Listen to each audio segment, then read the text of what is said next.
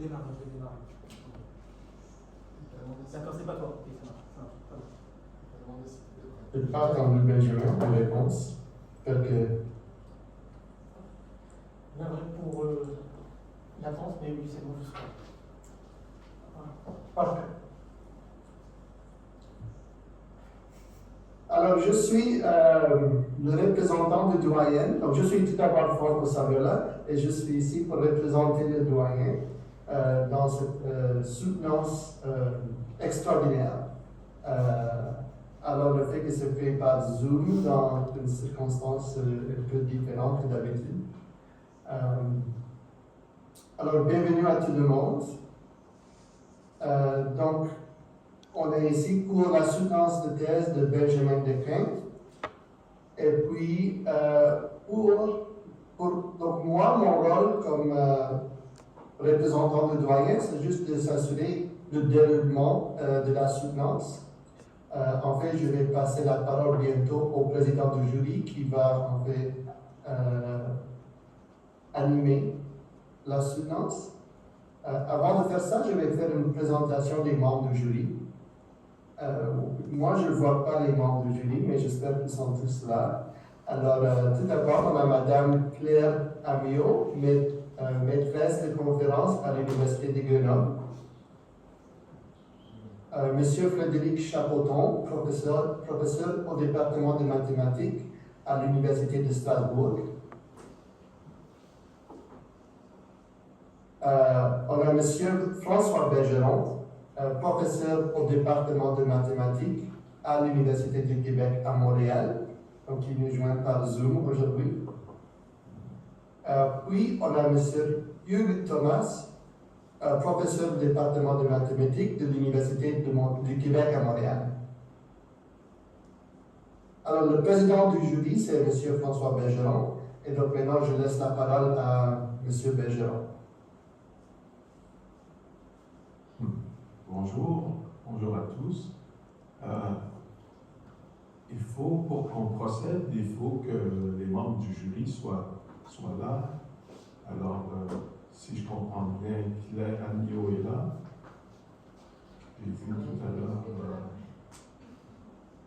Est-ce qu'on peut faire acte de présence, juste dire qu'on est là? Oui. Frédéric Chapoton est là, oui, je le vois. D'accord. Et puis, donc maintenant, on sait que les membres du jury sont présents. C'est important pour une conférence. Et puis, le déroulement de la soutenance est comme on fait habituellement. Benjamin Lequel va nous faire une présentation. D'habitude, c'est une quarantaine de minutes, mais on va voir.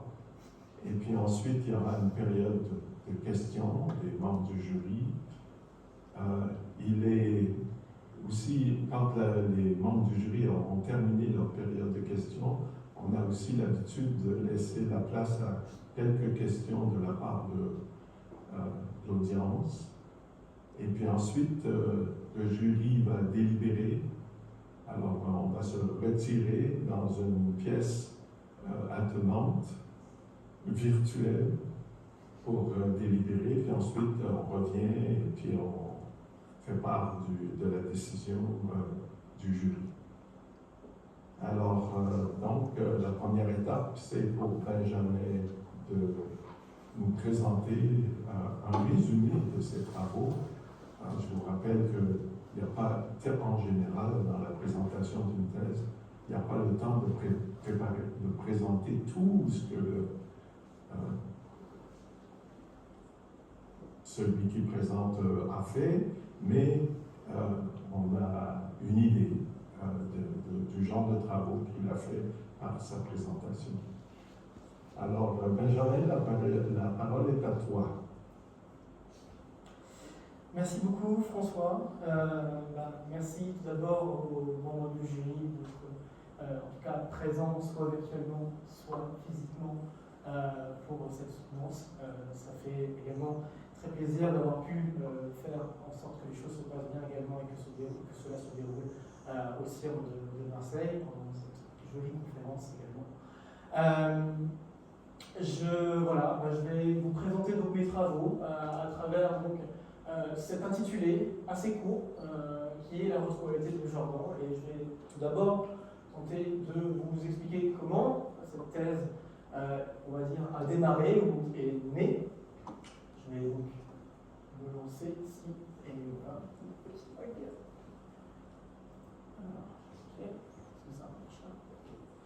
Donc, on va dire que les choses ont commencé avec cette deuxième année de maîtrise avec Yann Palu, où j'ai commencé à apprendre des choses sur les algèbres aimables et leurs combinatoires.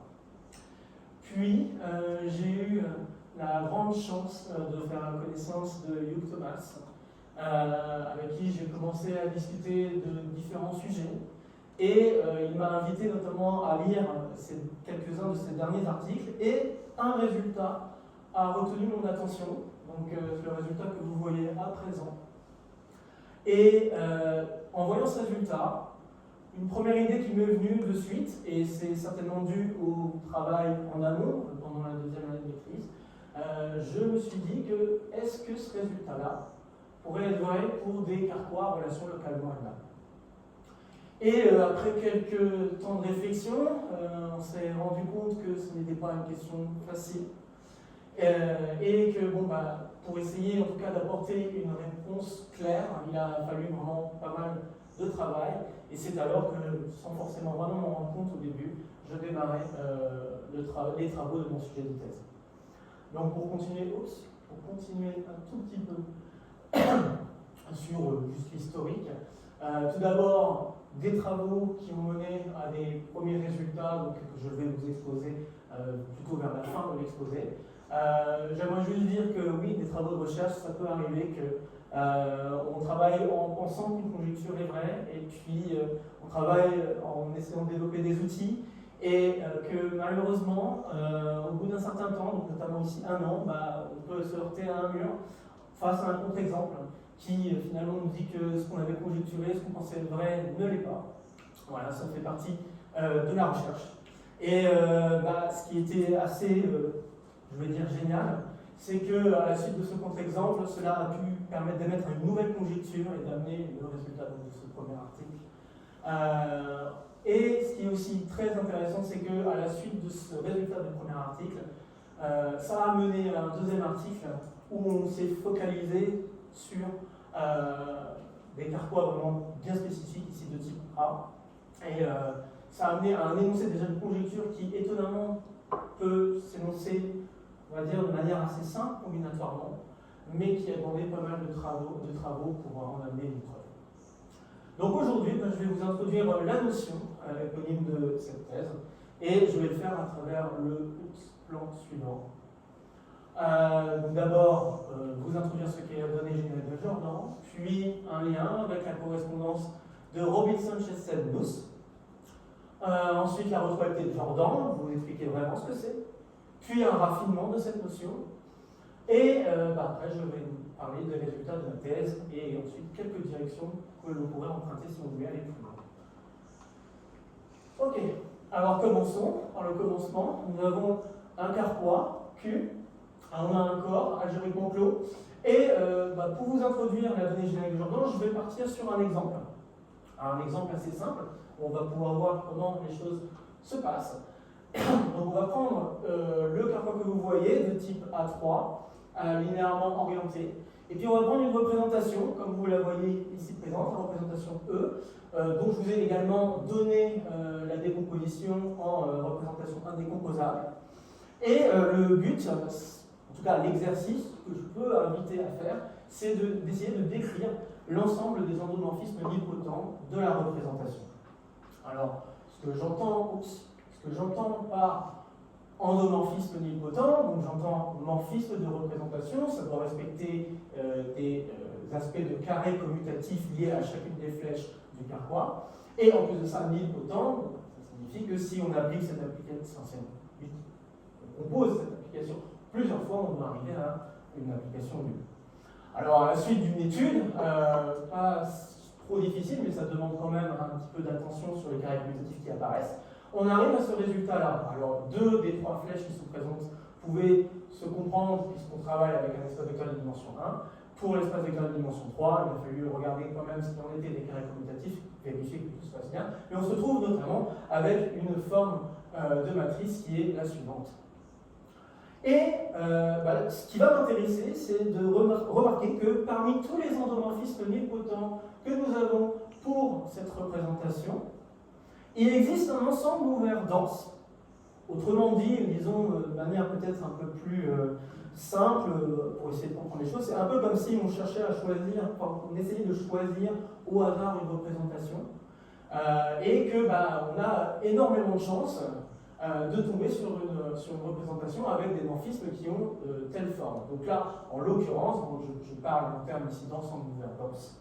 Donc il va exister un ensemble ouvert dense dans lequel la matrice qui se trouve au milieu va avoir comme particularité que les paramètres A et C vont être non nuls.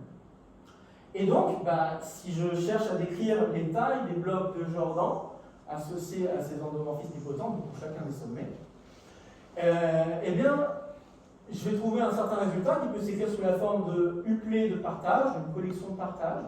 En fait, c'est exactement ça que je vais définir comme étant la donnée générique de Jordan. Okay. Alors, je vous ai fait ça sur un exemple.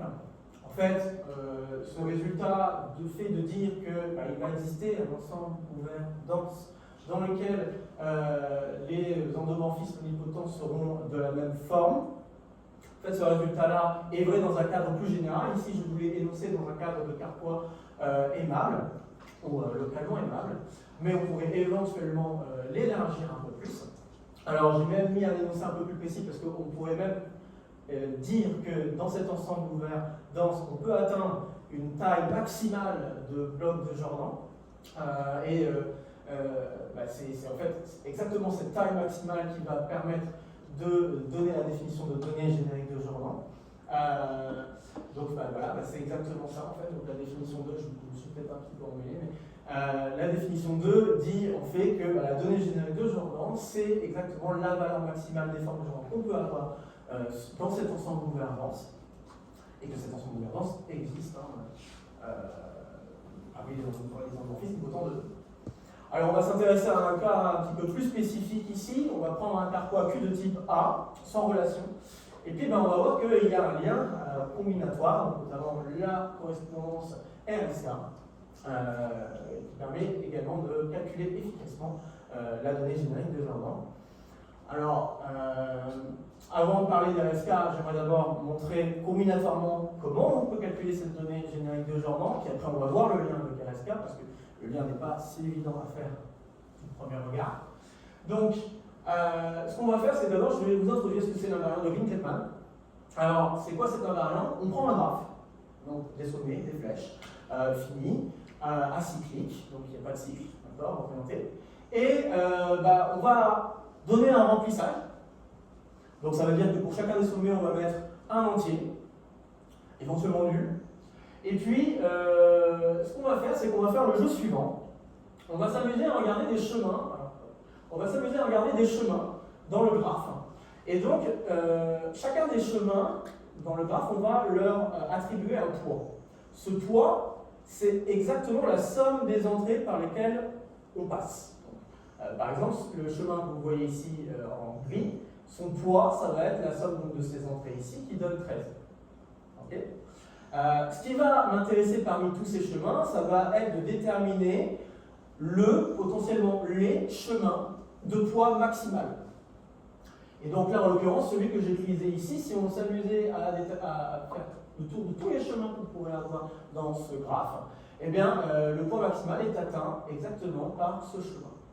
Maintenant, ce que je vais faire, c'est que je vais garder cette valeur, et ça va en fait commencer à définir mon invariant de Green-Kleppmann. Donc je vais avoir, je vais construire un partage entier en disant que la première part c'est exactement le résultat que j'ai obtenu avec ce chemin. Et puis ensuite on va recommencer en regardant cette fois-ci une collection, donc là une paire de chemins. Puis encore une fois la somme des entrées par lesquelles on passe correspond au poids. Alors attention, sans multiplicité, c'est-à-dire si on a des chemins qui passent par la même entrée, on ne compte pas en double, une seule fois. Okay. Et puis, même question, je cherche la paire de chemins qui atteint un point maximal.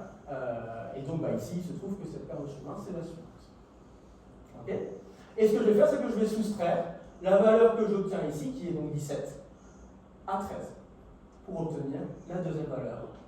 Et on continue, collection de 3 chemins, collection de 4 chemins, et puis collection de 5 chemins. Alors je ne l'ai pas représenté car je pense que vous pouvez vous rendre compte qu'avec 5 chemins, on fait le tour de toutes les entrées du graphe. Donc c'est la dernière entrée de mon partage est exactement le 1 que vous voyez ici, qui est en fait le 1 que je n'ai pas surligné. Ok, donc ça c'est la variante de Green-Klettmann, et on va s'en servir donc à travers le carquois de Sander-Huyton, du carquois de type A. Donc, tout d'abord, on prend un carquois de type A. Ici, j'ai préféré vous proposer un carquois linéairement orienté, mais ça marcherait avec n'importe quel type d'orientation. On va prendre son carquois de Sander-Huyton. Chaque sommet correspond à un indécomposable, une représentation décomposable. Chaque flèche, un morphisme irréductible.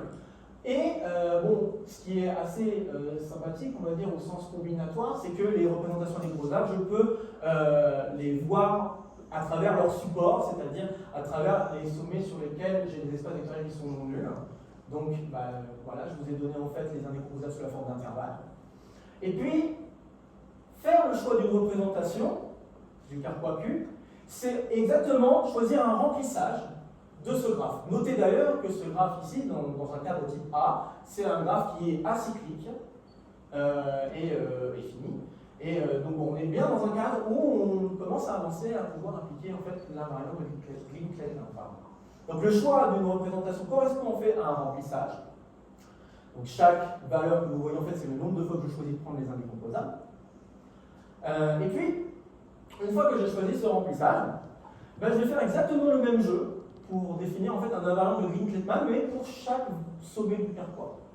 Donc qu'est-ce que je vais faire plus exactement? Donc on peut calculer cette donnée générique de Jordan à travers un UP de partage, un lambda Q, et en fait, chacun des partages va correspondre exactement à un calcul d'un variant de Green-Klettmann pour le remplissage F dans un sous-graphe, un sous-carquois du carquois de départ. Le sous-carquois correspond ici, dans l'exemple que je vous ai donné, pour déterminer lambda 3, je vais prendre le sous-carquois correspondant à prendre tous les sommets qui sont à support sur le sommet 3. Donc ça veut dire qu'il y a 3 qui apparaissent dans l'intervalle.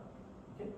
Donc je prends ce sous-graphe et puis je m'amuse à faire exactement la même chose. Je détermine un premier chemin, poids maximal, je le note, paire de chemins, je le note, je soustrais à 11, et puis le dernier me donnera le 1. Et je fais ça pour chacun des sommets. Et il se trouve que ça correspond exactement à déterminer la donnée générique de Jordan. Ok? Alors j'ai repris l'exemple que je vous ai présenté tantôt, l'exemple avec la décomposition que je vous avais donnée, qui correspond finalement à prendre une fois l'intervalle 2, 3, une fois l'intervalle 2, une fois l'intervalle 1, 2. Et en faisant le même genre de calcul, on retrouve la donnée générique de Jordan que je vous avais présentée, en tout cas dont j'avais fait le calcul au tout début de cette exposition. Bien, alors maintenant le lien avec RSK. Alors pour vous présenter le lien avec RSK, j'ai désiré vous montrer d'abord le lien avec RS, qui me semble peut-être un peu plus simple et peut-être un peu plus connu pour le public. Donc, la correspondance de Robinson-Chesed, c'est une bijection entre des permutations et des paires de tableaux de Young standard de même forme. Alors, la construction se fait de la manière suivante. Je prends une permutation, donc là j'ai désiré prendre 1, 4, 2, 3. Et ce qu'on va faire, c'est que le premier tableau de Young standard, je vais le construire à l'aide d'une suite d'insertions Shenstedt. Ligne. Donc, c'est-à-dire que je commence par le partage vide, je vais insérer une case notée 1. Comme la ligne était vide, ajouter une case numérotée, peu importe laquelle, on ajoute juste la case. Et étape par étape, on voit ici par exemple, si on doit insérer une case dont l'étiquette est plus grande que celle de la première, enfin, le entier qui apparaît à la fin de la première ligne, on va dire, dans ce cas-là, j'ajoute juste la boîte sur la même ligne, donc tout à droite. Si par contre, par exemple, au moment de l'insertion de 2, si par contre l'étiquette n'est pas plus grande, ce qu'il va falloir faire, c'est essayer d'insérer la valeur 2 au premier endroit où on va pouvoir l'insérer pour qu'on garde l'aspect de tableau de Young standard, c'est-à-dire le fait qu'on doit être croissant selon les lignes et les colonnes, strictement.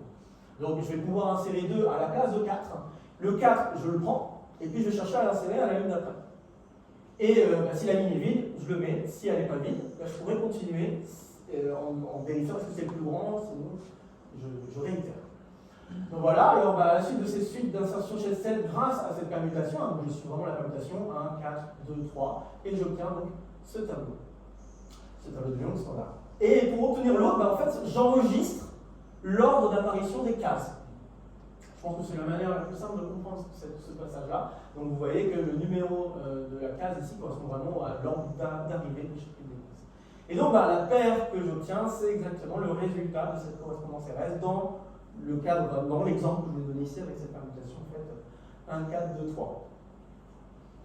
Bien, alors en fait, cette correspondance RSK, je peux l'avoir autrement en voyant une matrice avec des entrées de 0 et de 1 correspondant vraiment à I sigma de I. En fait, cette matrice, je peux l'orienter. Je vais l'orienter de gauche à droite, de haut en bas. Et je vais faire exactement le même genre de truc. Je vais chercher, en fait, on peut calculer 2 subcroissantes de partage qui vont être des calculs d'invariants de Ring-Klettmann à travers ce graphe.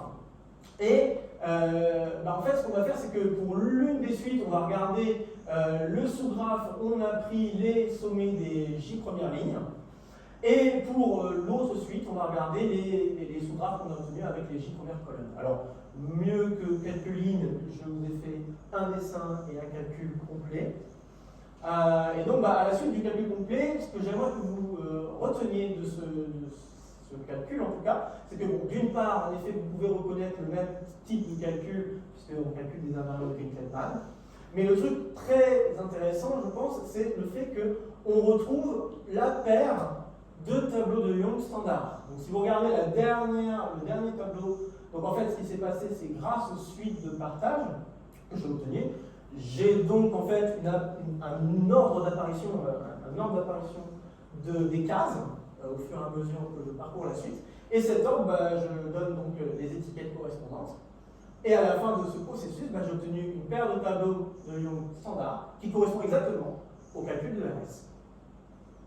Et en fait, il se trouve que ce calcul peut se faire de manière un peu plus générale. Alors, tout d'abord, juste la première phrase pour vous dire que oui, ça correspondrait bien à un calcul de correspondance RS de manière un peu plus générale.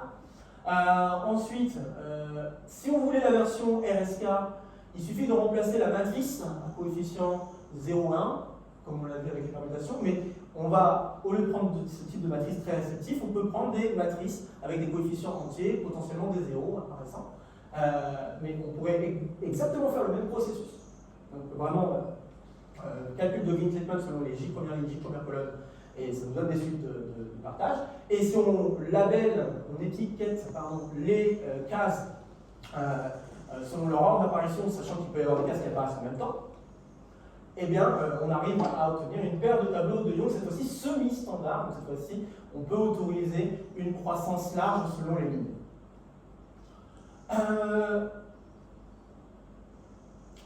Ce que je peux également ajouter, c'est qu'on pourrait encore plus généraliser la correspondance RSK en amenant une bijection entre des remplissages d'un diagramme de Ferrer de forme lambda et des partitions planes renversées de forme lambda également. Et un autre truc que j'aimerais aussi signaler, c'est que le résultat, un des résultats qui apparaît dans l'article de Garber, Patrias et Thomas, dit qu'on peut exactement retrouver la correspondance RSK si on choisit une orientation du carquois de type A bien précise. Par exemple, dire qu'on va prendre le sommet M comme seul puits du carquois de type A ou comme seule source, ça marche également. Donc voilà, et d'ailleurs, voilà, ce sont des cas de figure, je veux dire tout ça, ce sont des cas de figure dans lesquels on peut retrouver RSK. Ok. Alors maintenant, c'est quoi la retrouvabilité de Jordan? Eh bien, déjà, peut-être, pour amener une intuition, comme on a vu ici qu'il y a une espèce de lien entre la donnée générique de Jordan et RSK, ça peut sembler quelque chose de naturel de se dire, est-ce que, par hasard, d'abord, JF pourrait être injectif? Malheureusement, en toute généralité, ça n'est pas vrai. Et vous avez un exemple ici avec un carquois de type A2, et puis les deux représentations, l'une indécomposable, l'autre non. Et pourtant, elles ont la même donnée générique de Jordan. Donc, malheureusement, à isomorphisme près, on n'a pas le même. Donc, E et F ne sont pas isomorphes. Donc voilà, on a un problème sur l'injectivité qui apparaît. Alors, dans ce cas-là, on ne va pas baisser les bras. On va se poser la question, est-ce que, au lieu de regarder toutes les représentations, je ne devrais pas plutôt regarder une collection de représentations indécomposables et me demander si la catégorie qui est engendrée par ces représentations, est-ce que cette catégorie-là, si je fais les calculs de données génériques de Jordan, est-ce qu'on retrouve, est-ce qu'il y a cette question d'injectivité qui apparaît? Et ceci amène donc à la définition de ce qu'est la retrouvabilité de Jordan. C'est vraiment la question de savoir est-ce que la donnée générique de Jordan est un calcul injectif sur les représentations de la catégorie. Alors j'ai mis un exemple, un peu calculatoire, mais en effet, si on regarde la catégorie engendrée par les représentations qui sont à support sur le sommet 2, et bien là il se trouve que ça va être retrouvable de Jordan. Une autre remarque intéressante aussi, c'est si je prends une sous-catégorie dont la famille des vecteurs dimensions forme une famille libre, là encore, je vais pouvoir avoir la retrouvabilité de Jordan. Essentiellement grâce au fait que je peux retrouver les dimensions, donc grâce au vecteur dimension de la représentation que j'ai sous la main, je suis capable de retrouver la décomposition. À cause du fait que, encore une fois, la famille libre, je peux retrouver la décomposition de ce vecteur dimension, si en effet ça correspondait à une représentation de la catégorie, je peux retrouver la décomposition en vecteur dimension du vecteur dimension de départ, et donc retrouver les représentations qui doivent apparaître dans la catégorie, enfin dans la représentation que je vais avoir. Donc c'est juste une question de vecteur dimension. Plus généralement encore, un résultat, et c'est en fait le résultat que j'ai montré au tout début, le théorème 0, qui nous dit en fait que si on choisit une catégorie engendrée par les représentations indécomposables qui sont à support sur le sommet M, eh bien, si de plus ce sommet M est minuscule, donc dans un cadre de type A c'est toujours le cas, minuscule ici ça veut dire que tout indécomposable, si je regarde l'espace vectoriel sur le sommet M, et je regarde sa dimension, ça doit être inférieur ou égal à 1. Eh bien, si j'ai cette question de minuscule qui est vérifiée, et que je regarde ce type de catégorie, alors elle va être retrouvable de Jordan. Mis à part ça, une question qui reste encore en suspens, c'est comment est-ce qu'on pourrait essayer de retrouver la représentation à partir de la donnée générique de Jordan. Alors, peut-être que certains pourraient penser à chercher à résoudre des systèmes d'équations avec des min, des max, mais ici, c'est un exemple assez simple. Si on devait commencer à travailler avec un carquois de plus en plus long, on pourrait se retrouver avec des équations beaucoup plus difficiles à manipuler. Mais disons que ce que j'imagine ici, c'est est-ce qu'on pourrait trouver un moyen à peu près analogue à la construction de la donnée générique de Jordan, est-ce qu'on pourrait trouver un moyen qui nous permettrait de retrouver la représentation à partir de cette donnée générique de Jordan, autre que cette idée peut-être de résoudre des systèmes d'équations. Et une idée serait la suivante. Alors là, je reprends la représentation du tout début, où je vous avais donné la donnée générique de Jordan 1, 3, 1. Et ce qu'on va faire, c'est qu'on va étudier toutes les représentations qui admettent un endomorphisme nilpotent de la forme donnée par cette donnée générique de Jordan. C'est-à-dire qu'ils ont un bloc de Jordan, chacun sur chaque sommet, 1, 3, 1. Alors, juste en regardant les tailles des partages, je peux déjà donner les dimensions des espaces vectoriels qui sont en jeu pour chacun des sommets. Reste à décrire les morphismes, que j'ai noté ici F alpha, F bêta. Et pour décrire ces morphismes, ce qu'on va faire, c'est qu'on va prendre des bases qui sont adaptées à l'endomorphisme nilpotent que l'on veut respecter. Et en prenant cet endomorphisme, ces bases-là qui sont adaptées à cet endomorphisme nilpotent, et bien on en arrive à des restrictions, puisqu'elles vont être liées essentiellement au carré commutatif à respecter. Et ces conditions-là nous amènent donc à faire apparaître des paramètres, donc A et B ici. Et encore une fois, un peu comme je l'avais fait quand j'ai défini la donnée générique de Jordan, je me posais la question, est-ce qu'il existerait un ensemble ouvert dense parmi toutes les représentations qui admettent un endomorphisme hypoton d'une certaine forme.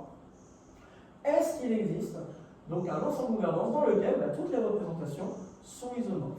Et j'aimerais bien pouvoir retrouver la représentation que j'avais au départ.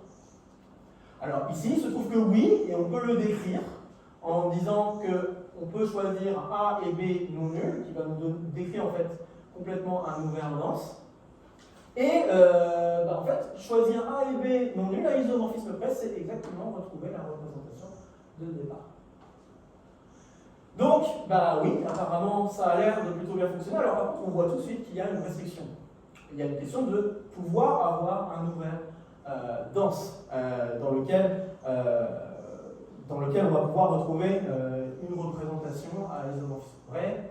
Alors déjà, il y a un truc que j'aimerais vous montrer tout de suite, c'est si j'avais pris une autre représentation qui n'est pas isomorphe à celle que j'ai donnée juste avant, qui a la même donnée générique de Jordan, donc là en l'occurrence j'ai pris une somme de simples, eh bien malheureusement la technique que je vous ai donnée là ne fonctionne, elle est basée essentiellement sur la donnée des formes d'endomorphisme hypoton.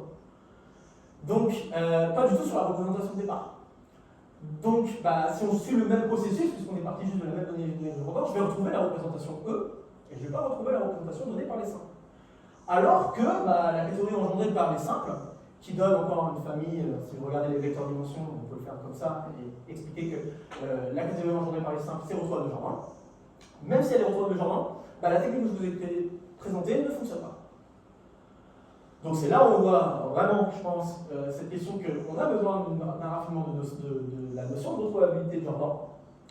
Alors, à la suite de quelques notations introduites, on peut définir la notion d'être canoniquement retrouvable de Jordan. Donc une catégorie va être canoniquement retrouvable de Jordan si, pour n'importe quelle représentation, il va exister un ensemble ouvert dense. Dans l'ensemble des représentations du carquois à relation, avec un endomorphisme admettant par un endomorphisme hypoton donné par la donnée générique de Jordan, tel que toutes les représentations dans cet ensemble ouvert dense sont isomorphes à la représentation de départ. Alors c'est encore une fois, cette histoire d'avoir un ensemble ouvert dense, c'est pas forcément garanti. Et ceci va m'amener d'ailleurs d'abord à énoncer un résultat dans un cas où ça marche. Donc, alors peut-être première remarque, c'est qu'une sous-catégorie qui est canoniquement retrouvable de Jordan, elle est retrouvable de Jordan. La réciproque est fausse, et on l'a vu il y a quelques instants avec les simples. En fait, garde à partir de cette information, on montrer un peu plus. En fait, les catégories CQM vont être canoniquement retrouvables de Jordan si M est minuscule.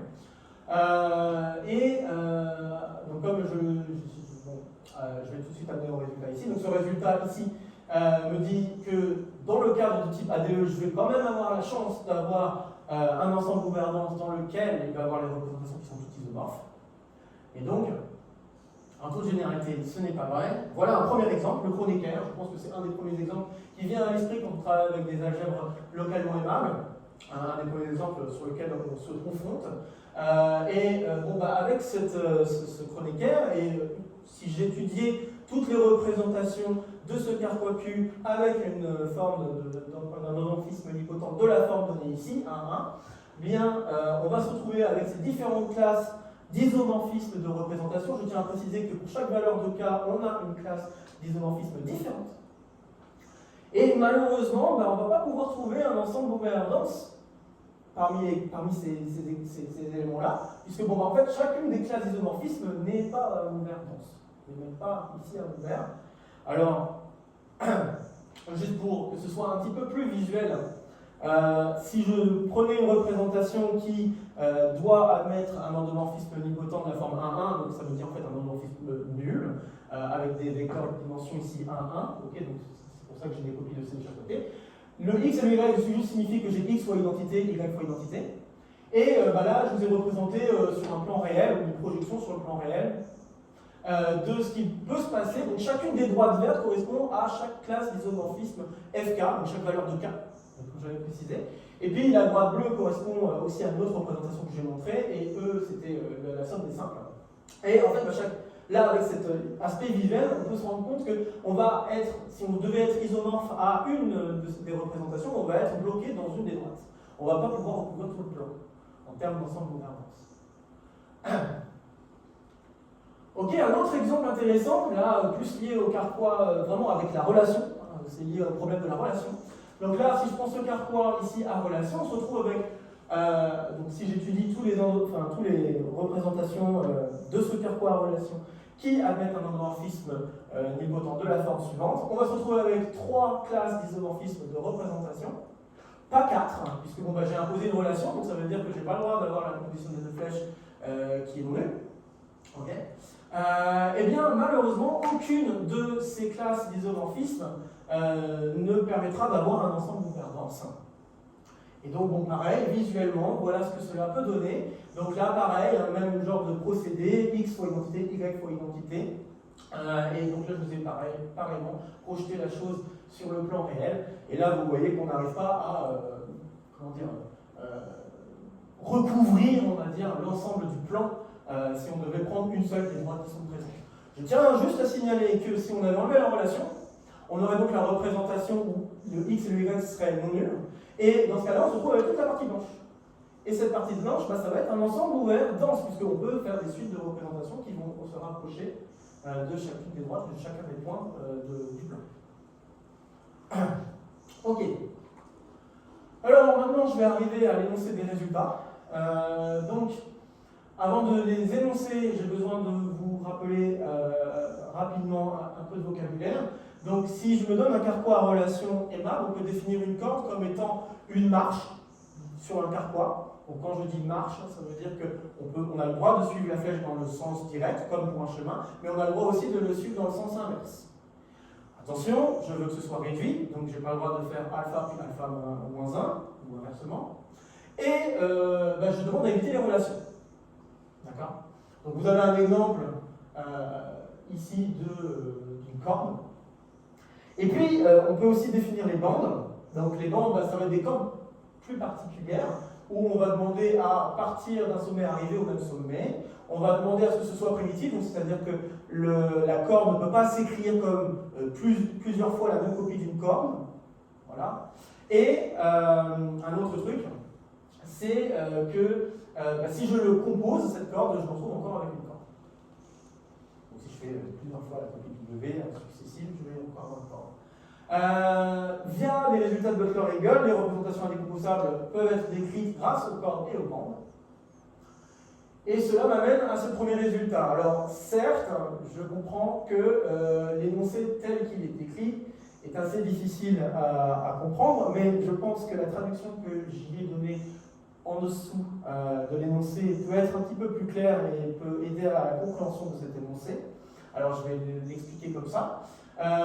En fait, la catégorie, donc là on va regarder des catégories qui sont du même style que le résultat de Gerber-Patrias-Thomas, c'est-à-dire que c'est des catégories engendrées par des indécomposables à support sur un sommet M qu'on aura choisi. Et pour s'assurer que cette catégorie est canoniquement retrouvable de Jordan, il faut et il suffit que le sous-carquois plein déterminé par les sommets Q atteints par les cordes passant par M forme un arbre. Ça, c'est la première chose. Et quand je dis sous-carquois plein, ça veut dire qu'on prend vraiment toutes les flèches qui lient les sommets. C'est important, on va voir un exemple après. Et un autre truc, c'est si ça ne forme pas une ligne, c'est la condition 2B, si ça ne forme pas une ligne, alors je vais devoir demander à ce qu'il y ait au plus une flèche sortante au sommet M, au plus une flèche sortante au sommet M, et s'il y a les deux, il est en relation.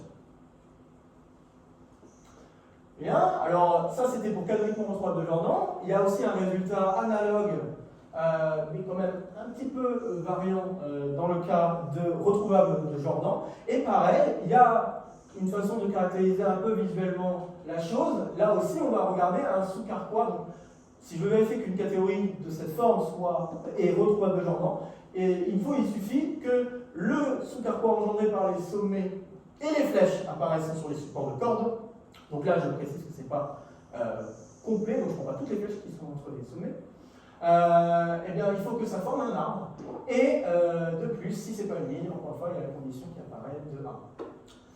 Donc voilà l'exemple que j'aimerais juste vous montrer et vous montrer en fait une espèce d'application de ce que je vous ai expliqué là. Si je regarde pour le sommet 1, si je regarde toutes les cordes que je peux avoir en passant par le sommet 1, bah on voit qu'on peut atteindre le sommet 2, le sommet 3, on peut atteindre les flèches également, juste alpha et bêta, mais pas la flèche alpha et gamma, mais pas la flèche bêta. Alors, en termes de sous-carquois plein, par rapport au sommet 1, ça veut dire que je prends tout le carquois. Si je prends tout le carquois, malheureusement, je n'ai pas un arbre. Donc, ce n'est pas canoniquement retrouvable de Jordan.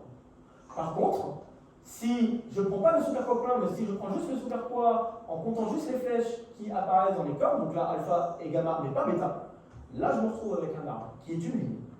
Donc, je peux appliquer le résultat pour dire que j'ai retrouvable de Jordan. Ok. Un autre résultat, donc le deuxième article, cette fois-ci, grâce au premier résultat, j'ai pu amener un résultat plus combinatoire qui décrit toutes les catégories qui sont canoniquement retrouvables de Jordan et qui s'énoncent ainsi. Alors d'abord, il y a une petite définition de ce que ça veut dire avoir des intervalles adjacents. C'est juste faire en sorte, enfin, dire que deux intervalles sont adjacents, c'est juste dire que il y a les extrémités d'intervalle, il y a deux extrémités d'intervalle qui sont séparées d'une flèche, on va dire, en termes de carquois type A. Donc K plus 1 en fait, essentiellement. Et là, moi, ce que je veux, c'est éviter ce problème. Je veux éviter d'avoir des intervalles adjacents. Donc, on va définir un ensemble d'intervalles comme étant adjacent évitant si, pour n'importe quel cas d'intervalle, on n'a pas d'adjacence. Et grâce à ça, si je regarde une catégorie de représentation de mon carquois de type A, eh bien, je vois après que cette catégorie est canoniquement retrouvable de Jordan si et seulement si l'ensemble des intervalles qui apparaissent en regardant les indécomposables de la catégorie C eh bien, est adjacent évitant.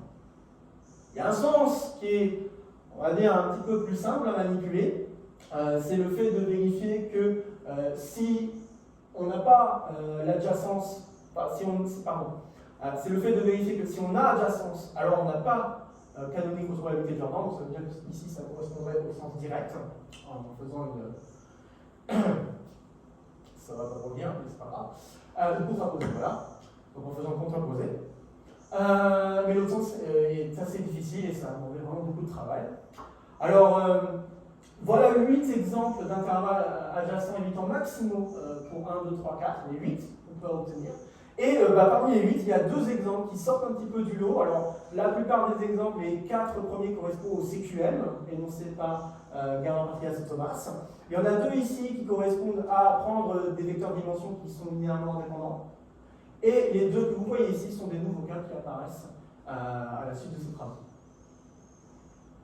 Bien, alors j'en arrive aux questions ouvertes qui pourraient permettre d'avancer encore plus loin ces résultats, ou en tout cas tout ce travail. Une première question, ça serait de chercher à généraliser LSK en utilisant la combinatoire qu'on a, notamment avec ce résultat combinatoire pour le type A, qui décrit toutes les catégories qui sont canoniquement autour de genre. Comme on a des nouveaux cas, probablement qu'il y a un moyen d'amener ça, d'utiliser ça et juste essayer de faire une analogie entre LSK et cette donnée générique de Jordan. Alors c'est des travaux qui sont déjà un petit peu avancés, on va dire, et il y a un résumé étendu qui peut être disponible au besoin pour FPSAC, déployé pour FPSAC. Ensuite, une autre question intéressante, c'est par rapport aux théories de représentation. Alors il y a une question de traduction de l'adjacence en termes de théorie de représentation, et demander, en fait, avoir 2 intervalles qui sont adjacents, c'est dire que si je prends les représentations indécomposables correspondantes, je peux construire une suite exacte où l'élément au milieu va être indécomposable. Et c'est ça exactement que je dois éviter pour m'assurer qu'il y ait canonique retrouvabilité de Jordan. Donc c'est la traduction, ce résultat est la traduction en termes de représentation, vraiment en théorie de représentation, du résultat précédent avec l'adjacent, la notion d'adjacent évitant. Et ce qui est assez étonnant, c'est qu'il y a un parallèle à faire avec la notion d'objet presque rigide maximum. Et donc défini par les 3 Émilie et Ralph Schiffler. Parce que en fait, essentiellement, eux, ils demandent à ce que l'élément milieu soit indécomposable. C'est ça le parallèle. Et un autre truc qui peut être intéressant et que je conjecture, c'est qu'on pourrait être capable de décrire les catégories canoniquement retrouvables de Jordan maximales grâce à des classes d'équivalence liées à des mutations à deux termes. Alors, ce que j'entends mutation à deux termes, c'est qu'il y a deux types de mutations pour un objet basculant. Une mutation au sens où on va remplacer un objet par une approximation, et que cette approximation demande un seul morphisme par rapport aux indécomposables apparaissant dans le kitting. Et il y en a un autre qui demande deux indécomposables pour l'approximation. Donc là, ici, ce que j'entends par mutation à deux termes, c'est demander à ce qu'il y ait apparition d'une approximation qui fait apparaître deux indécomposables dans l'objet kitting de départ. Ok. Deux autres questions. On pourrait chercher à généraliser les théorèmes que j'ai énoncés dans le cadre aimable pour les CQRM, mais dans un cadre cette fois-ci de cornes. J'ai ici une conjecture qui pourrait être intéressante à creuser. Et enfin, on pourrait aller, parce que bon, je vous ai décrit les catégories qui sont canoniquement au de Jordan. On peut être un peu frustré et se dire, bah, j'aimerais quand même avoir tous les retrouvables de Jordan. Et donc, pour avoir les retrouvables de Jordan, j'ai une petite conjecture que j'espère vraie. Encore une fois, il y a un sens qui est assez évident, un peu comme pour la question de l'adjacence, mais l'autre qui semble demander encore beaucoup de travail. Et voilà, je pense que je peux m'arrêter là-dessus. Et je vous remercie vraiment pour votre attention.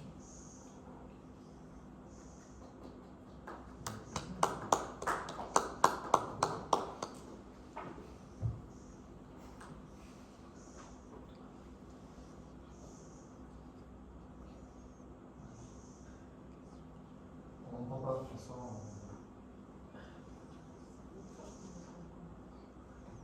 On n'entend pas François.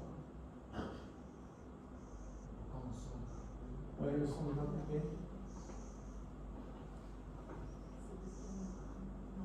On n'entend rien. Ah, bon, bah voilà. Donc il y a un problème de son de l'ordinateur ici. Alors là, vous m'entendez. Oui, on Oui. t'entend. C'était un problème de microphone. Il était ouvert, mais pas le bon. Désolé. Donc, merci Benjamin pour cette présentation. On va passer à la période de questions. Et puis, d'habitude, l'ordre des questions est un peu l'ordre que vous avez vu au début pour les présentations. Donc, on va commencer par Mme Claire Amiotte pour les questions.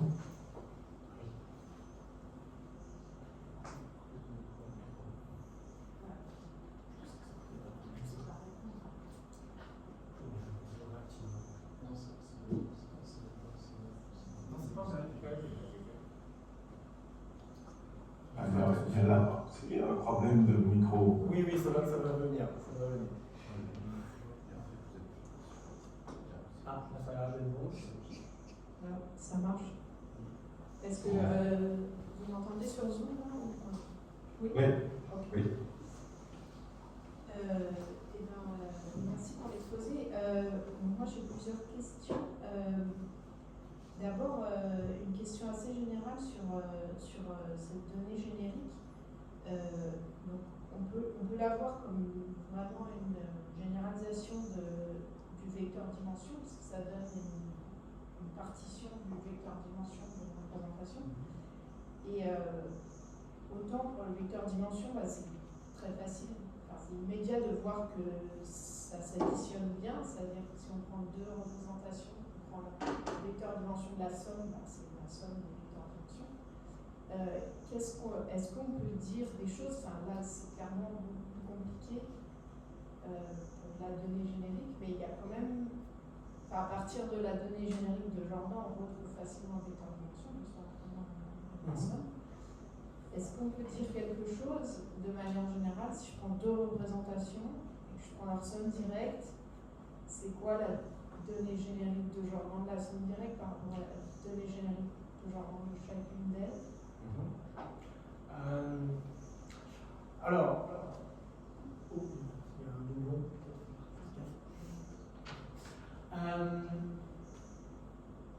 En toute généralité, c'est assez difficile de comprendre comment fonctionne la somme de deux représentations.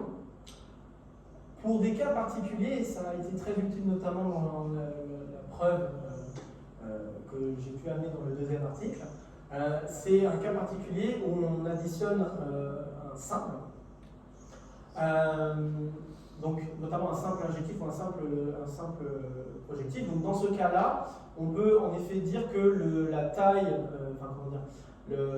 il y a vraiment suivant le nombre de, donc disons ça, si j'ai une représentation dont la forme générique est lambda Q, d'accord, et si je regarde, je veux juste additionner par un simple sur un sommet qui correspondrait à un cube ou source, et disons le nombre de copies qui correspondrait à A, voilà, on va faire ça, et bien ce qui va se passer, c'est que la donnée générique de Jordan de la somme, ça va me donner lambda, mais le lambda correspondant au sommet, j'ai oublié de lui donner un nom, mais disons qu'il s'appelle M, eh bien je vais juste ajouter A à la première part de ce partage.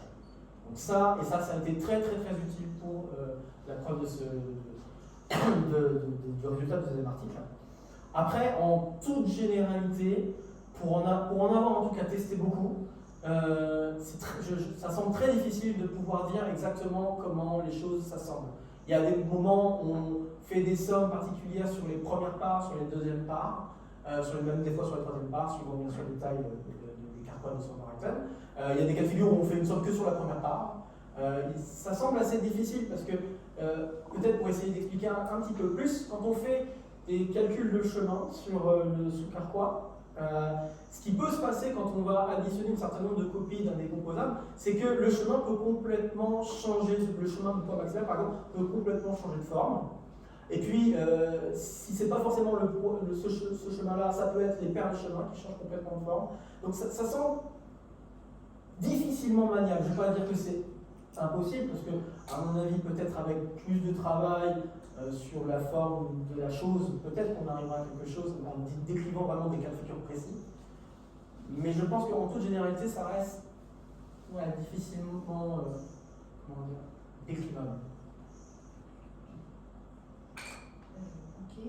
Sinon, donc une deuxième question qui est un petit peu toujours dans cette veine de voir cette donnée générique comme une généralisation du vecteur de dimension. Dans ton manuscrit de test, tu en as un petit peu parlé du lien avec le théorème de Cap. Oui. Et enfin, là, il y a plusieurs choses déjà. Peut-être dans la définition de canoniquement retrouvable de Jordan, c'est une définition qui est vraiment très restrictive, au sens où on demande d'avoir un univers dense dans lequel toutes les représentations seraient isomorphes. Quand on parle du théorème de Kac, c'est valable seulement pour le type de représentation finie. Alors, pourtant, le théorème de Kac, il est plus général que ça. Il marche plus généralement. Est-ce qu'il n'y aurait pas une définition qui pourrait te trouver un univers dense à donner le Jordan prescrite, là, sur lequel toutes les représentations auraient la même donnée générique de Jordan, plutôt que d'être isomorphe. Ce qui serait l'équivalent, en fait, je ne sais pas, sinon c'est la chose qui m'aurait parlé. Ok. Alors, on m'a déjà proposé une idée, alors, pas tout à fait la même, mais ça peut être adjacente à la question que tu proposes. On m'a déjà proposé l'idée que je ne veux pas laisser tomber les bandes, par exemple. Dans un cadre de carquois Kronecker, par exemple, l'exemple que je vous ai donné un petit peu plus tôt, on m'avait proposé potentiellement, au lieu de dire que chacune des représentations indécomposables que je paramètre, dont le paramètre est K, ici dans le dessin que j'avais fait précédemment, peut-être que je dois le remontrer. On m'avait déjà suggéré peut-être de rassembler en fait toutes les propositions, toutes les valeurs de K qui pouvaient apparaître, les rassembler en une seule famille et dire qu'on a quand même retrouvé la famille de bandes correspondantes. En imaginant peut-être l'idée géométrique qui se cacherait derrière, en voyant une courbe voilà, on a été capable de retrouver la courbe correspondante. Après, là, demander, donc le parallèle que j'ai l'impression d'essayer de voir, en tout cas, c'est que là, demander à ce qu'on ait un ensemble de gouvernance dans lequel les représentations ont la même donnée générique de Jordan, j'ai la vague impression que c'est un petit peu comme si je cherchais à rassembler finalement toutes les représentations, mais j'aimerais peut-être pas pouvoir. Comment dire? Si je décide ça, j'ai peur que déjà toutes les représentations qui sont en jeu ne soient pas forcément isomorphes, mais après c'est peut-être pas forcément un problème.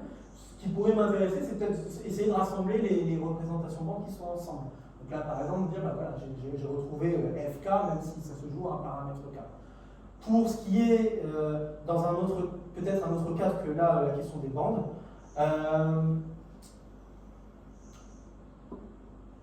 j'avoue que je n'ai pas forcément d'idée précise à proposer, mais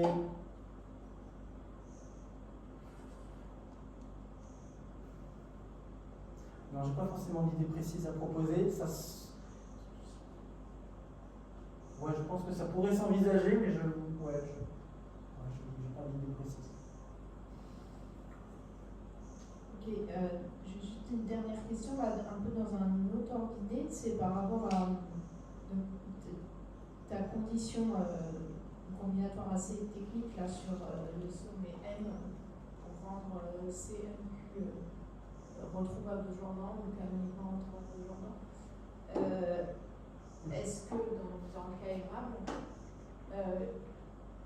est-ce que ça peut s'interpréter, enfin, dans le cas d'Inkin, tu nous as dit que c'était équivalent à être, c'était M devait être minuscule, et tu as donné la définition de minuscule. Est-ce que là, cette condition sur le sommet M, il peut s'interpréter en termes de les indécomposables, les modules indécomposables vérifieraient une certaine condition que la dimension ne pourrait pas être trop grosse au sommet M. Enfin, un truc un peu analogue à minuscule, on pourrait avoir une condition. Là, c'est juste une condition sur le carquois et pas sur les représentations.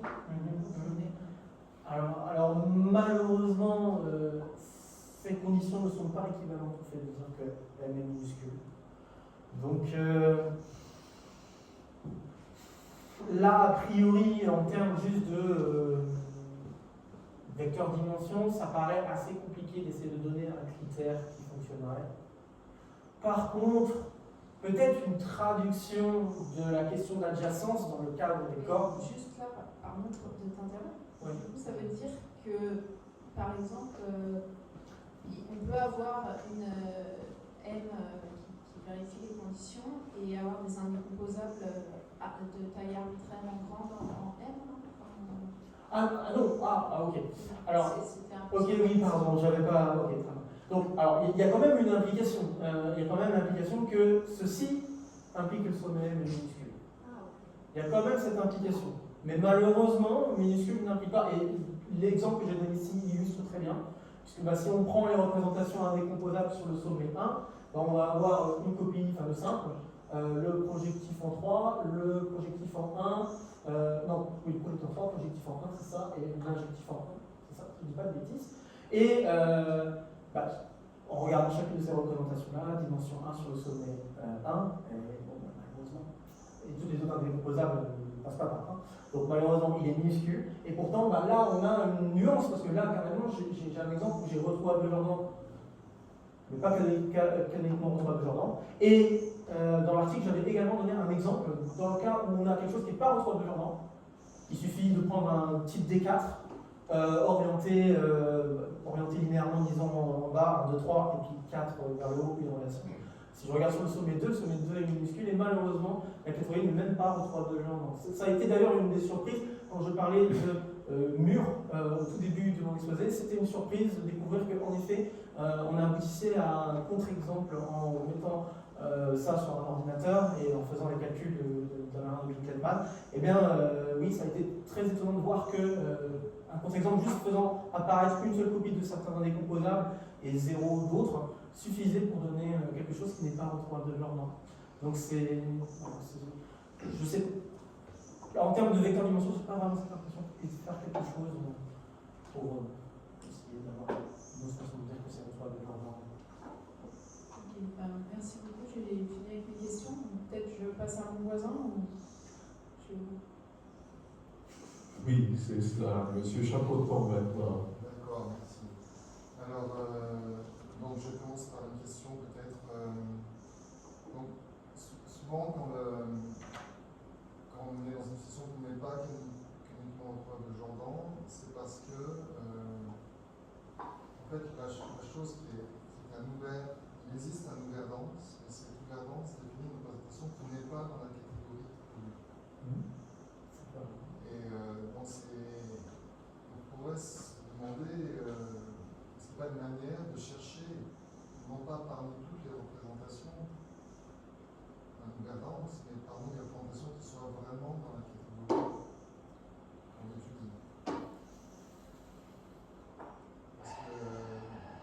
Alors, je pense peut-être comprendre la nuance, après si tu n'es pas comprise, tu pourras m'interrompre. Mais, par exemple, peut-être ça illustrera ce que tu veux dire ici. Donc j'avais donné un exemple, je ne vais pas revenir sur les slides, mais j'avais donné un exemple avec des simples. Et lui, il n'était pas canoniquement recevable de Jordan parce que notamment on tombait sur des représentations en termes d'ensemble de gouvernance, des représentations qui n'apparaissaient pas dans la catégorie. J'ai l'impression que ce qui serait sous-entendu dans ta question, ça serait peut-être de travailler dans un autre type de topologie. Est-ce que c'est... Pas tout à fait, mais dans cet exemple-là, on se donne une catégorie quand même quelque part. Donc, dans l'espace de module des représentations dans lesquelles on va chercher à retrouver la solution, on peut se dire on va pas aller chercher dans toutes les représentations de Bertrand, mais dans celles qui appartiennent à cette sous-catégorie. En l'occurrence, quand tu regardes des simples, ça veut dire que tu vas aller chercher par les premières sommes directes de simples. Et donc là, la réponse est évidemment oui, parce qu'on va juste voir un vecteur de dimension qui définit la représentation. Est-ce qu'on peut parler d'ensemble ouvert Alors, rien ne dit que ça va être inutile ou quoi que ce soit. Voilà, donc, les variétés qui appartiennent à la sous-catégorie. Oui. Les modules qui appartiennent à la sous-catégorie, c'est une sous-variété. Je ne sais pas si c'est pas une propriété. C'est peut-être une question à creuser, parce que il y a même une question, d'ailleurs il y a même une question par rapport à cette histoire d'ensemble de gouvernance, même si on voulait rester sur la même catégorie, il y a des fois la question de savoir lequel des deux on choisit. J'avoue que je n'ai pas de grosse intuition là-dessus parce que je n'ai pas réfléchi davantage avant. Mais ça peut peut-être être envisageable, mais pour l'instant je n'ai pas à voir. D'accord. Alors, donc une autre question, bon, c'est un peu. Donc, votre retrouvabilité canonique, ça nous dit qu'en utilisant cette méthode de trouver un gouvernance, on peut retrouver le module. Est-ce que c'est vraiment algorithmique? Parce qu'il y a un côté, c'est ouvert, il existe, mais est-ce qu'on peut, de manière constructive, déterminer un point qui soit vraiment dans cette problématique? Donc, alors, on parle dans le sens de décrire le donné générique de Jordan. Si l'énoncé, c'est que la catégorie est canoniquement retrouvable de Jordan, est-ce qu'il y a vraiment un algorithme effectif pour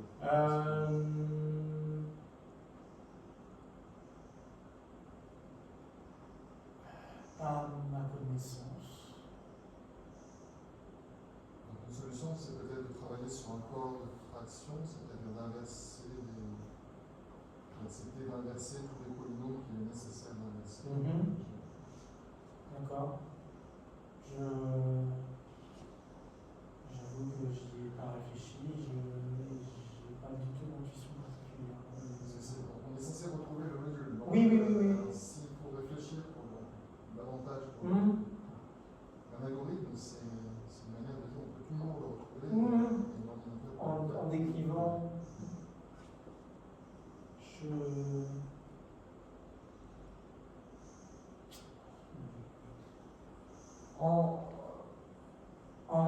comme, on va dire qu'en type A, on va dire qu'il y a une certaine manière de le faire, en décrivant encore une fois tous les endomorphismes, donc en décrivant les formes qui peuvent apparaître, mais c'est vrai que je ne vois pas vraiment comment exactement le mettre en place.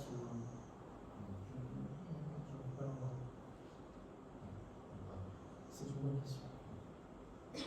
Alors après, je ne sais pas si j'ai encore des exemples pertinents. Donc, il y a des indications d'interprétation possible des conditions assez compliquées qu'on voit ici en termes potentiellement généralisables aux autres types de linking, des choses en termes de modules basculants, des choses comme ça. Est-ce que des tests alors, pour l'instant, j'ai fait des tests sur le type A et éventuellement les aimables. J'en ai fait quelques-uns, j'ai pas fait beaucoup de choses, mais j'en ai fait quelques-uns sur les aimables. Et cette idée de équivalence, classe d'équivalence avec les basculants, ça semble être quelque chose qui marche. Mais je n'ai pas eu l'occasion encore de tester sur le type D. Parce que, en fait, il y a une difficulté particulière pour le type D ou type E, autre bien sûr que les difficultés usuelles, mais là, la difficulté ici, c'est le calcul de la donnée générique de Jordan qui se fait ici avec la variante de Jukletman qui permet vraiment de simplifier pas mal de choses. Malheureusement, en type D ou en type E, ça ne fonctionne plus. Il y a des petits exemples, alors j'avoue que je n'ai plus en tête les exemples, mais je me souviens de discussions avec mon encadrant qui justement décrivait des exemples avec essentiellement 3 indécomposables, peut-être en jouant avec je crois le terme c'est bien diamant, mais la partie du Carquois de Sandor-Hayton où on a 3 indécomposables qui apparaissent en extension de 2 autres. Je crois qu'il y avait peut-être un exemple dans ce genre-là, mais et en fait, le fait que le calcul ne se fasse plus vraiment avec cette invariante de Green-Klettmann, ça fait perdre un peu l'intuition, parce que l'idée de Green-Klettmann, c'est quand même on cherche un endomorphisme hypotent, et en fait cette idée de chemin, ça semble être une espèce de parcours, ça représente un parcours de suite d'homorphismes correspondant donc à une composition d'un endomorphisme hypotent fait en parcourant les copies, etc. Mais avec cette intuition en moins, du coup, en type D et type E, ça semble plus difficile à avoir. Par contre, j'ose espérer qu'au cas aimable, pour en avoir fait des exemples, pas beaucoup non plus, mais on en avoir fait, Green-Klettmann semble correspondre bien sûr sous certaines conditions que le Carquois, par exemple déjà que le Carquois de Sandor-Hayton soit acyclique, voilà. Après, je serais prêt peut-être à dire des choses dans un cas cyclique, mais pour l'instant, c'est vraiment une conjecture très lointaine. Mais déjà, dans le cas d'un cycliste, ça semble encore fonctionner, de calculer du Green-Klettmann. Mais dans le type D et type E, ça me paraît encore difficile à voir. D'accord, encore un peu dans cette lignée-là, quelle serait la prochaine, en termes de généralité, de Carquois généraux, quel serait un peu le cas d'après, au-delà du cas A et du cas aimable? Alors, il y a des étapes qui pourraient être le cas corps. Il y a des étapes qui pourraient être. J'aimerais bien type D, type E, bien sûr, parce que ça fait partie des Carquois de type simplement lacé. C'est juste que ça va demander un peu plus de travail, parce que, comme je viens de le dire, pour la donnée générique de Jordan, déjà, les calculs semblent bien plus compliqués à manipuler, ou en tout cas à comprendre, un peu moins. Éventuellement, j'avais à un moment donné l'idée de peut-être aller vers du quasi-aimable. Après, j'avoue que j'ai eu l'occasion de discuter avec Claire là-dessus, il y a quelques temps de cela. Mais j'avoue que j'ai encore une difficulté à avoir. En fait, la difficulté, c'est que pour les quasi-aimables, on ne peut pas vraiment avoir un Carquois comme pour aimable et tout ça. Il y a, on va dire, 2 types de représentation de Carquois. Comment on peut définir la question de minuscules dans ces cadres-là, par exemple. Il y a des questions qui restent encore en suspens sur cette idée, mais j'imagine aller dans ce sens-là. Et puis peut-être extraire l'essence combinatoire, comme j'ai commencé à faire pour le type A, peut-être à la suite de ces travaux, avoir quelque chose pour le type D, peut-être avoir quelque chose aussi pour KMA. Ça peut être une suite de ces travaux. D'accord. Alors, est-ce que j'ai encore droit à une petite question? Oui. Donc, une question, une suggestion peut-être, c'est. Donc là, l'idée, c'est qu'on associe à une représentation son type de Jordan générique. Et on pourrait imaginer de lui associer l'ensemble des types de Jordan possibles. D'accord. Tous les endomorphismes nipotents. Et donc, ça serait un autre invariant qui serait non plus juste un type de Jordan, mais l'ensemble des types de Jordan possibles. Et on pourrait se poser les mêmes questions. Alors, je ne sais pas du tout si c'est une bonne idée ou pas. Mais...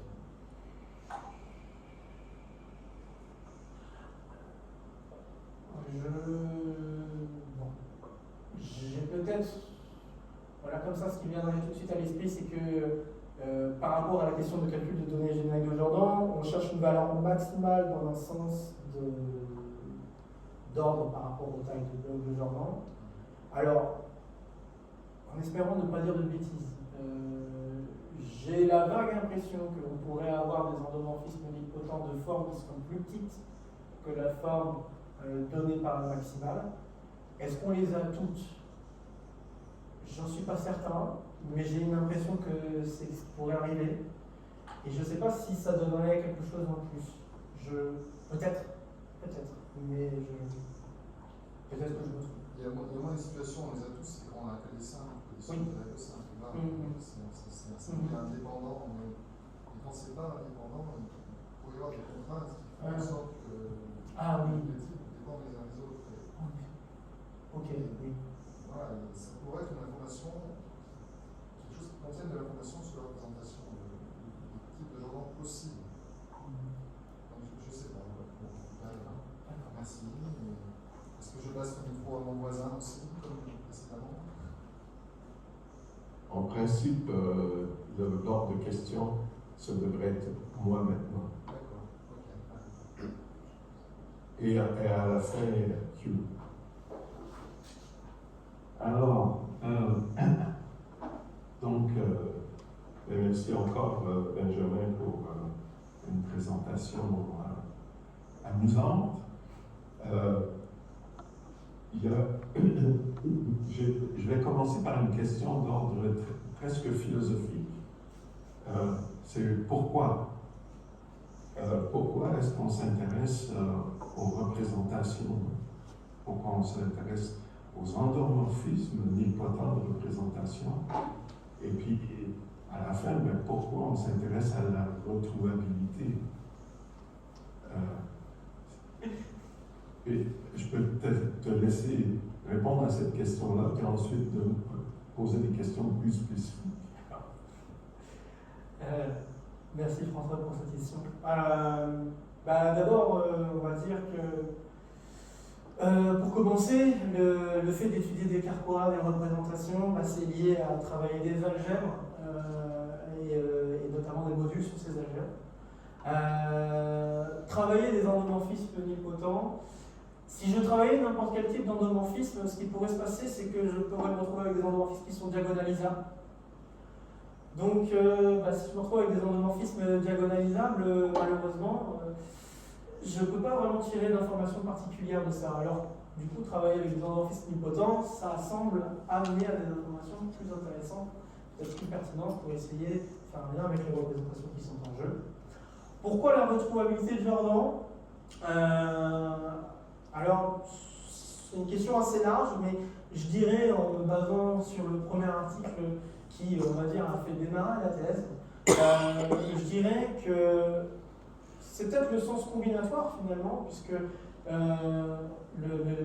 la question de la donnée générique de Jordan avait, je ne sais pas, c'était peut-être une des motivations en tout cas, avait pour but de catégorifier, je vais guider là-dessus, le côté correspondance de RSK. Et en tout cas en type A, ça semble en effet correspondre et même amener des généralisations de ce genre de choses. Et donc, la retrouvabilité de jambon, c'est aussi une question d'injectivité. Donc, voilà, je pense que, en tout cas, ça semble être, en tout cas, c'est mon point de vue. Peut-être, je ne sais pas si ça. Voilà, c'est mon point de vue sur la question.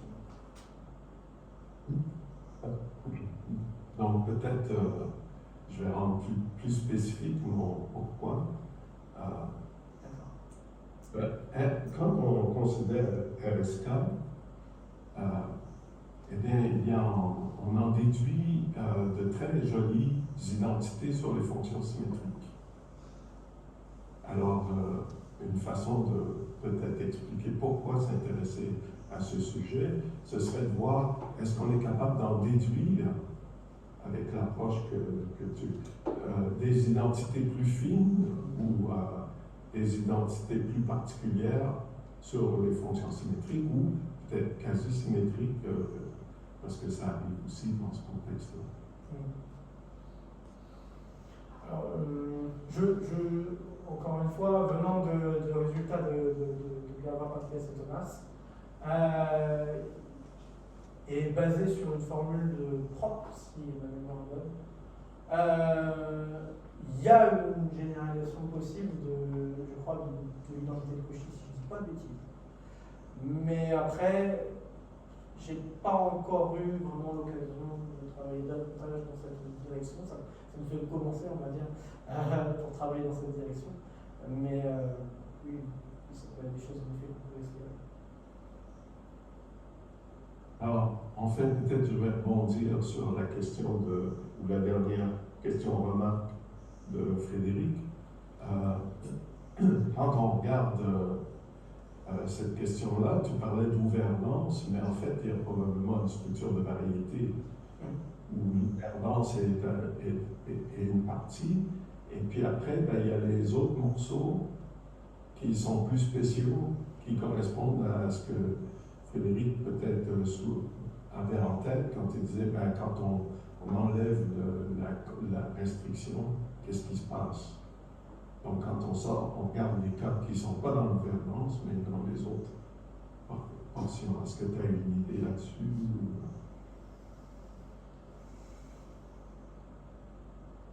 Je suis désolé de t'embêter, mais est-ce que tu pourrais reformuler peut-être la question? Je crois qu'il y a quelque chose que je n'ai pas très bien compris. Juste comprendre la structure, quand on sort de gouvernance, est-ce qu'on est capable de comprendre qu'est-ce qui se passe?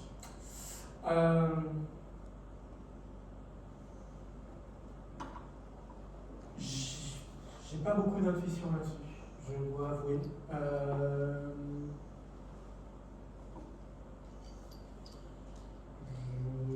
Je sais pas. Désolé. Je vois pas forcément trop de choses que je sais. C'est tout pour mes questions pour le moment. On peut peut-être passer à Q, voir s'il a des questions. Donc là, le micro devrait se rendre jusqu'à lui. Il l'a. Il l'a. J'ai quelques questions. Une première, c'est assez fondamental, et c'est une question qui m'est venue à l'esprit en rendant l'exposé. C'est une question peut-être bête, c'est juste. Donc, c'est l'injectivité de GenGF est très important lors de ces travaux. Est-ce que tu peux nous dire quelque chose sur sa surjectivité? Alors, en toute généralité, je n'ai pas la surjectivité. Mais après, ça dépend de ce qu'on entend par surjectivité. C'est-à-dire qu'il faudrait peut-être se restreindre à des collections de partages particulières. Pour les cartois de type A, ce qui semble se profiler, c'est une question d'entrelacement entre les partages. Donc il va y avoir un partage avec peut-être un poids plus dominant, et puis les deux autres partages à côté vont avoir première part de ces partages va être plus petite de chaque côté. Puis il y a une histoire d'entrelacement qui se produit, suivant d'ailleurs le type de catégorie maximale qu'on va regarder. Et si on regarde dans ce cadre spécifique, cela amène à une objection. Mais si on regarde en toute généralité, non. Est-ce qu'on a une objection dans les autres cas, les autres cas de type A canoniquement retrouvables aujourd'hui, mais qui ne sont pas les cas déjà étudiés? Alors dans les cas de retrouvabilité de genre, parce que oui, c'est vrai que je parlais beaucoup de canonique là. Non, pardon, mais la question que j'essaie de poser, c'est canonique, mais pas ceux de l'article, l'ancien article. D'accord. Les nouveaux cas que tu as trouvés Oui. de probabilité canonique du genre, là tu dis qu'il y a une suractivité aussi. Oui. Si on parle. Oui, à condition qu'il y ait des entrelacements qui respectent. Donc par exemple, donc, je vais me permettre de reprendre des exemples. Par exemple, donc, si je sors ce cas, disons le cinquième cas, ok. Donc si je sors le cinquième cas, je vais voir en fait que les poids dominants, on va dire, entre guillemets, ce que j'entends poids dominant, c'est cette histoire d'entrelacement, la première part qui est plus grande, vont apparaître pour les sommets 1 et 3. ok. Puis on va avoir un début d'entrelacement qui va se faire avec les sommets adjacents, donc avec le sommet 2 en l'occurrence, et pour 3 avec le sommet 4. Et s'il y avait d'autres sommets, disons qu'il y aurait un sommet 5, le 5 serait entre guillemets plus petit que le sommet 4 avec encore un entrelacement qui apparaîtrait. Donc en fait, peut-être une façon de visualiser les choses pour aider par rapport à ce que je suis en train de dire, c'est qu'on peut vraiment ranger les partages en des lignes. D'accord, les différents partages qui apparaissent de 1 à n, on les dispose comme des lignes et on fait des entrelacements en disant je vais mettre une valeur entre les deux. Disons j'ai la première ligne et la deuxième ligne, s'il y a entrelacement, je vais avoir les deux premières parts puis la première part du 2 qui serait entre ces deux-là. Si on les met en ligne, on va avoir les deux premières lignes qui correspondraient au sommet 1, sommet 3, puis le sommet 2, puis le sommet 4. Si on avait un autre, on aurait un sommet 5. Et éventuellement, s'il y avait un autre simple en jeu, dans l'ensemble que je considérais, ce qui pourrait se passer, donc à partir de 5, on pourrait avoir un début d'entrelacement pour le sommet 6 qui est cette fois-ci plus grand, le sommet 7, et ainsi de suite. On a des entrelacements qui apparaissent de cet ordre-là, et du même style d'ailleurs que les précédents, en tout cas les précédents cas, pareil, vérifient ce genre de choses. Si je considère comme ensemble d'arrivée l'ensemble des familles de partage qui respectent ces entrelacements particuliers, là j'ai une surjection. Merci. Pourrais-tu rapidement nous rappeler, pas forcément comme totalement avec tous les détails techniques, mais juste rappeler ce que nous dit le théorème de Katz, si j'ai lu correctement? Oui, alors je me suis rendu compte que l'énoncé dans la thèse n'était pas correct. Alors l'énoncé dit la chose suivante: si j'ai un vecteur dimension D pour un carquois de type est-ce qu'il y a un type particulier? Je suis en train de me poser la question maintenant. Je vais dire pour un carquois de type ADE, même si probablement ça peut se faire autrement. Je pense que ça doit marcher aussi dans d'autres cadres. Je suis en train de penser au Kronecker. Il me semble que ça marchait aussi pour Kronecker, donc je pense que c'est plus général.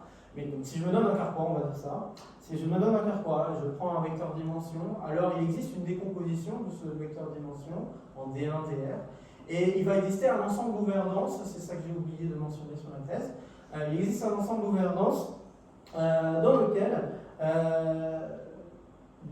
la représentation de dimension, vecteur dimension D, vont pouvoir se décomposer, va pouvoir se décomposer en une somme directe d'un décomposable xi, où xi aura un vecteur dimension qui correspondra à DI.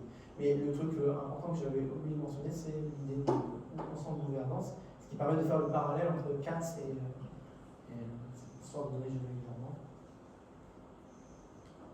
Merci. Pourrais-tu juste me dire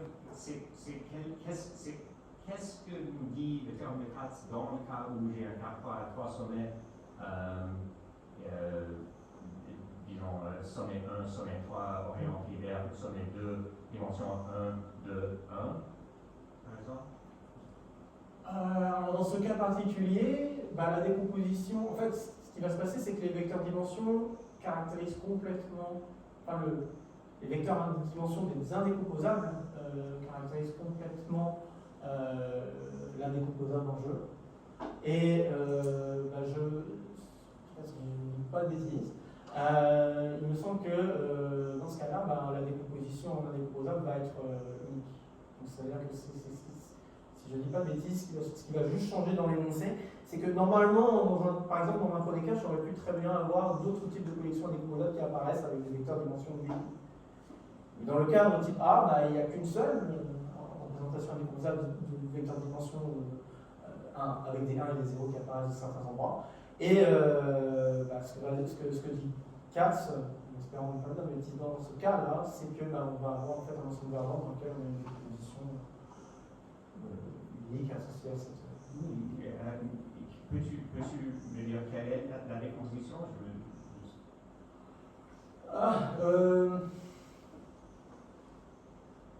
Exactement.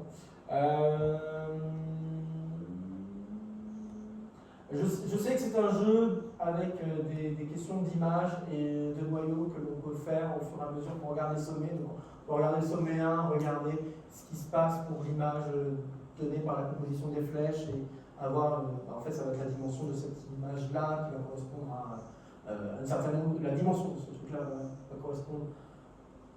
Oui, c'est ça. Va correspondre au nombre de copies qui va apparaître pour, par exemple, un décomposable avec tous les sommets K, etc. Ouais, je ne me souviens peut-être pas de l'énoncer dans le moindre détail, mais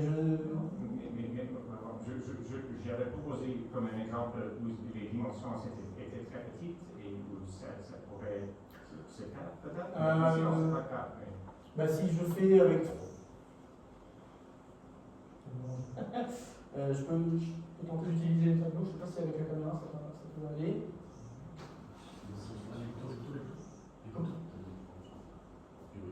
Oui, bon, sinon je vais le faire à l'oral, je vais tenter de le faire à l'oral. Donc si je prends par exemple, disons 1, 2, 1, je me permets de faire un petit exemple pour permettre à tout le monde de, si on espère que ça ne dérange pas.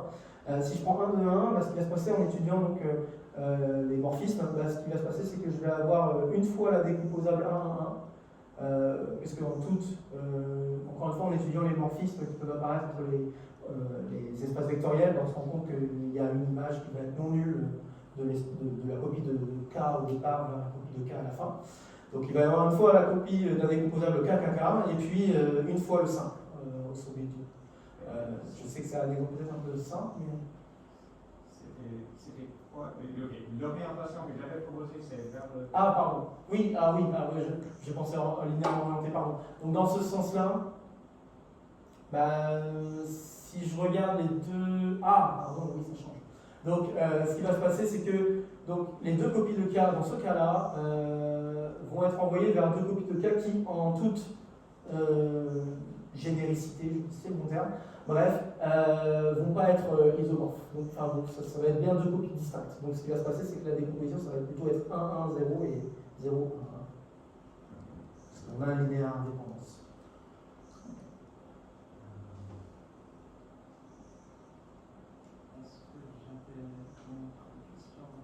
Ah non.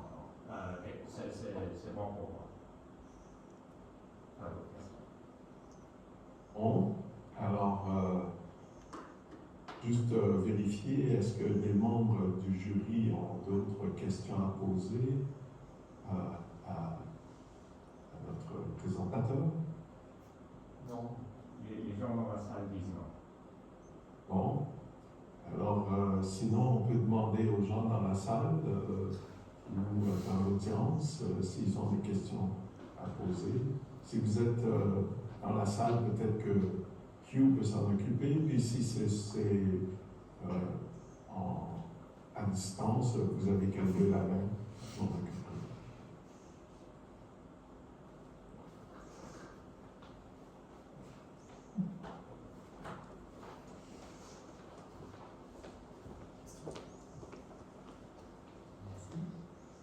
Une question un peu rapide. Est-ce qu'on peut dire qui est la personne qui c'est pose la question? Yann Palu. Bonjour tout le monde. Je voulais savoir, donc, tu peux décrire ton algèbre aimable avec une dissection de surface. Et je voulais savoir si le critère que tu as sur le sommet se lit facilement sur la dissection pour être canoniquement orthogonal de Jordan.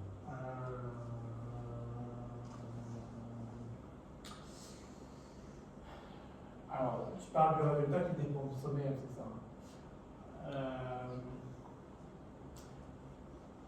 Alors, dans un cadre, j'y avais réfléchi. Je me souviens que ça n'avait pas mené vraiment à quelque chose qui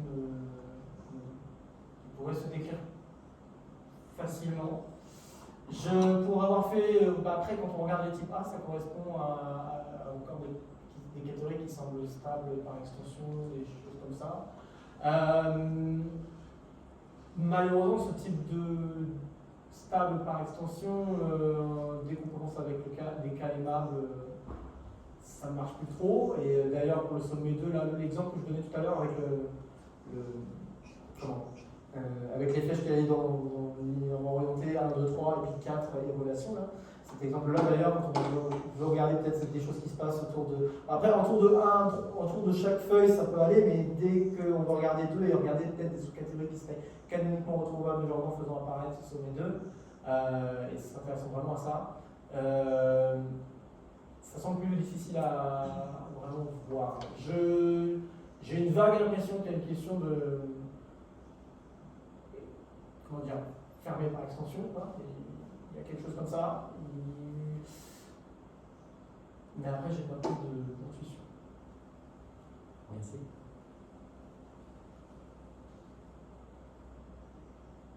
D'autres questions dans la salle? Je ne vois pas dans la salle. Mais s'il y a d'autres questions, est-ce que vous pouvez me le faire savoir? Il semblerait qu'il n'y a pas d'autres questions dans la salle. Et puis, je ne vois pas de main levée. Alors, on est rendu à l'étape de passer à la délibération du jury. Je ne sais pas comment on va s'organiser. Les délibérations se font entre nous. Donc, les membres qui sont là-bas aussi, je ne sais pas si vous allez mettre à part tout le monde ou allez vous retirer dans une salle.